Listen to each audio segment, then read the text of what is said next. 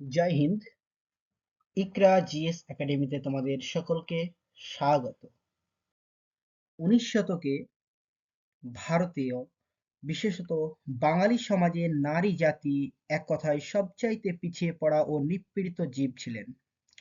একথায় তারা ছিলেন শিক্ষার আলো থেকে বঞ্চিত, বহির্জগতের সঙ্গে তাদের কোনো সম্পর্ক ছিল না বললেই চলে।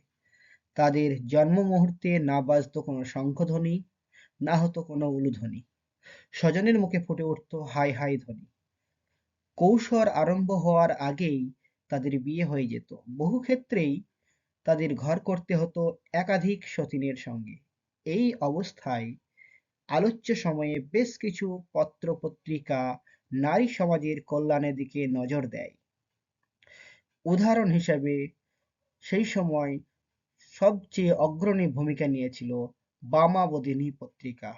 সো আজকে আমাদের আলোচ্য বিষয় সেই বামাবধিনী পত্রিকা।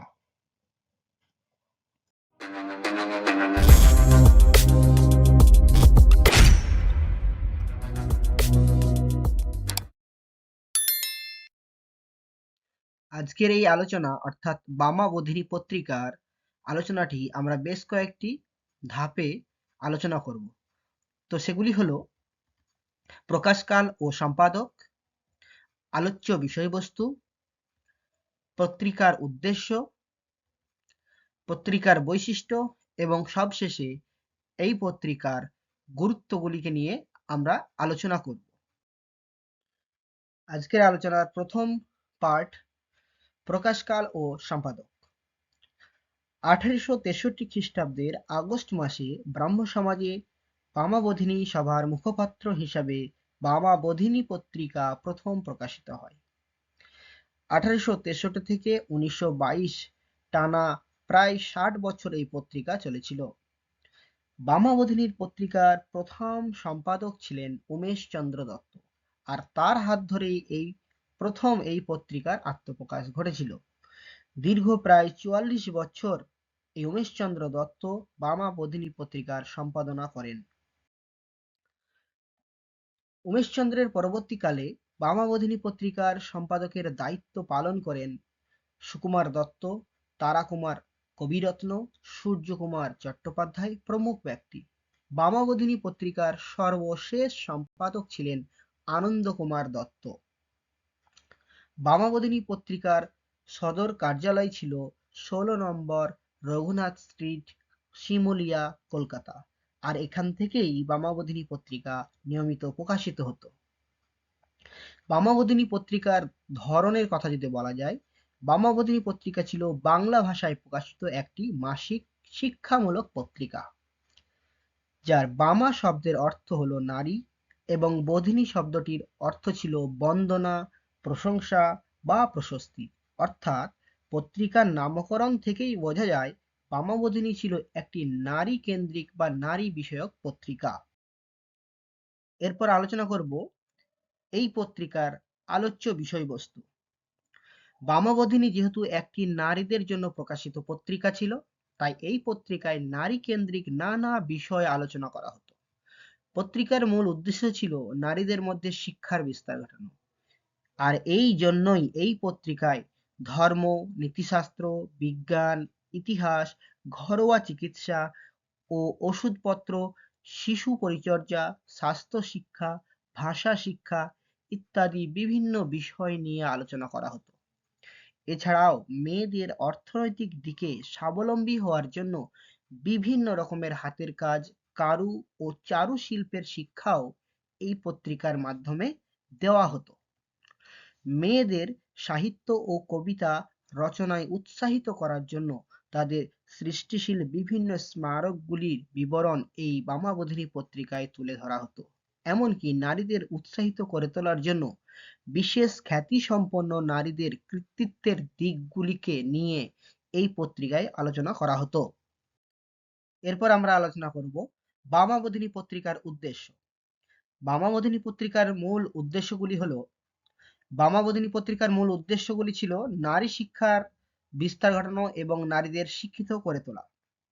এরপরে বিভিন্ন সামাজিক কুসংস্কার সম্পর্কে নারীদের সচেতন করে তোলা, নারীদের সচেতনতা বৃদ্ধি করে ও তাদের অধিকার ও মর্যাদা আদায়ের ক্ষেত্রে যোগ্য করে তোলা। নারীদের যে কোনো গৌরব উজ্জ্বল কাজে সংবাদ প্রকাশ করে তাদের উৎসাহিত করে তোলা এবং নারী জাতির সর্বাঙ্গীন উন্নতি সাধন করাই ছিল এই বামাবোধিনী পত্রিকার মূল উদ্দেশ্যগুলির মধ্যে অন্যতম।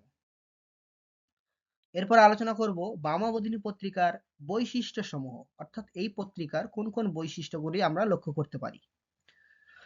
তো প্রথমত, ঊনবিংশ শতাব্দীর দ্বিতীয়ার্ধে প্রকাশিত বামাবোধিনী পত্রিকা ছিল একটি নারী কেন্দ্রিক পত্রিকা। ঊনবিংশ শতকের নারী কেন্দ্রিক পত্রিকাগুলির মধ্যে অন্যতম সবচেয়ে জনপ্রিয় ছিল এই বামবোধিনী পত্রিকা। বামবোধিনী পত্রিকার অধিকাংশ লেখকরাই অবশ্য ছিলেন অনামা গৃহবধূ। উল্লেখযোগ্য নারী লেখিকাদের মধ্যে ছিলেন লাবণ্যপ্রভা বসু, স্বর্ণপ্রভা বসু অর্থাৎ যিনি জগদীশচন্দ্র বসুর বোন, এবং শৈলবালা জায়া। এছাড়াও এর মূল উদ্দেশ্যগুলি ও লক্ষ্যগুলি ছিল নারীদের সুগৃহিণী, আদর্শ পত্নী, সুমাতা হতে উৎসাহিত করে তোলাই ছিল এই বামাবোধিনী পত্রিকার বৈশিষ্ট্য। এরপর আমরা আলোচনা করব বামাবোধিনী পত্রিকার গুরুত্ব, অর্থাৎ ইতিহাসে আমাদের বামাবোধিনী পত্রিকার গুরুত্ব কোথায়। 19 শতকে সামাজিক রক্ষণশীলতা ও প্রাতিষ্ঠানিক সীমাবদ্ধতার কারণে নারী শিক্ষা ছিল খুবই সীমাবদ্ধ। এই প্রতিকূল পরিমণ্ডলের মধ্যেও বামাবোধিনীর তার পত্রিকার মাধ্যমে নারী শিক্ষাকে গৃহস্থের অভ্যন্তরে পৌঁছে দেয়। ফলে আপামর নারী সমাজ শিক্ষার সুযোগ লাভ করে। দ্বিতীয়ত, নারী শিক্ষার জন্য উমেশচন্দ্র দত্ত বামাবোধিনী পত্রিকায় এক ব্যাপক আয়োজন করেন। ইতিহাস, ভূগোল, ভাষা শিক্ষা, ধর্ম ও নৈতিক শিক্ষা, গৃহ পরিচর্যা, শিশু প্রতিপালন, শিক্ষা বিজ্ঞান ইত্যাদি সর্বাঙ্গীন শিক্ষার মধ্য দিয়ে নারী সমাজকে শিক্ষিত করে তোলার জন্য আয়োজন এই পত্রিকা করে তোলা হয়।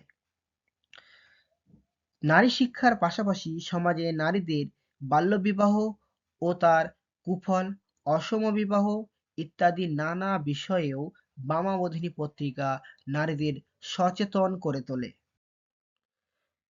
19 শতকে প্রাতিষ্ঠানিক সীমাবদ্ধতা ও রক্ষণশীলতাকে অতিক্রম করে বামাবোধিনী পত্রিকা নারী শিক্ষার প্রসারে নারী সমাজের কাছে গৃহশিক্ষকের ভূমিকা পালন করে।